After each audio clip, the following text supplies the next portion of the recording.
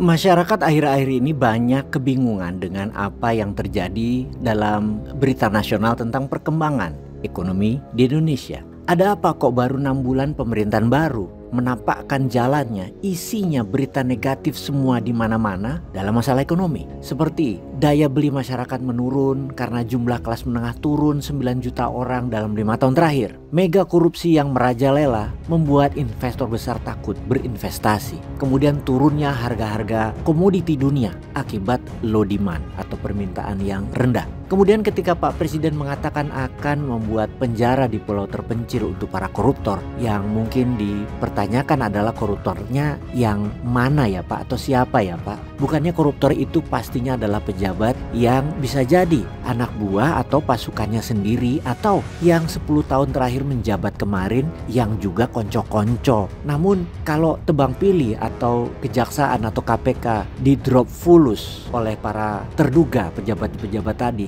ya tetap saja mereka masih bisa nangkring di kekuasaan, masih menjabat dan tidak tersentuh hukum. Para pejabatnya yang saat ini berkuasa kebanyakan adalah pejabat lama zaman Mulyono, dan mereka semua terindikasi korupsi kalau pulau-pulau itu buat mereka. Artinya koalisi akan menangkap dan memenjarakan dan memiskinkan teman-teman koalisi sendiri. Ya nggak mungkin kan? Jadi pasti tidak akan jalan juga itu buat penjara bagi koruptor di pulau tersebut. Bahkan permintaan hukum mati bagi koruptor dikatakan kasihan keluarganya. Kok kasihan sama mereka yang menyusahkan rakyat sih Pak? Jadi palingan yang dianggap atau ditangkap atau yang dieksekusi hanya aktor-aktor kelas 2 dan kelas 3. Yang aktor utamanya ya tetap penjabat. Begitu pastinya. Kalau dipikir-pikir, makin kesini netizen itu ya makin pinter. Makin hari bener deh, makin pinter. Pertanyaan mereka sangat kritis dan tidak bisa dibohongi lagi. Data di media akan sebuah lembaga memberitakan apapun pasti dicurigai. Pasti ada niat politik untuk tahun 2029 misalnya. Pokoknya walau baru menjabat itu dunia politik memang aneh. Sudah memikirkan 2029 siapa yang main ya? 2034 bagaimana ya? Seakan-akan hidup ini adalah buat masa depan. Masa kini itu gak pernah mereka nikmati. Begitu juga oposisi atau kaum nyinyir yang hidupnya mengharap selalu di masa depan. Masa kini nyinyir aja pokoknya. Berharap Anies lagi misalnya berkuasa. Berharap ideologinya berkuasa. Berharap terus. Pokoknya bukan hidup yang sekarang lah. Masa sekarang semua salah. Pemerintah salah, 100% salah. Dan nanti di tahun 2029 faktanya tetap aja begitu. Ketika siapapun yang menjabat ya tetap nyinyir. Di tahun 2034 juga begitu.